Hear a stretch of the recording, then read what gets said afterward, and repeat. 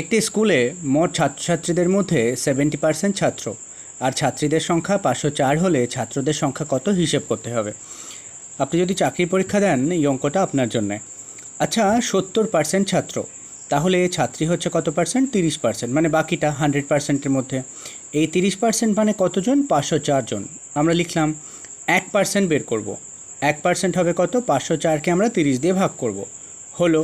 এখন দেখে নিই 100% কত, অর্থাৎ টোটাল ছাত্রছাত্রী কজন।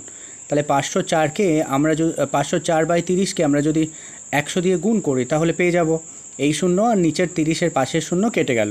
3 দিয়ে 504 কাটলে হয় 1, 6, 8, আর 168কে 10 দিয়ে গুণ করলে হয় 1680।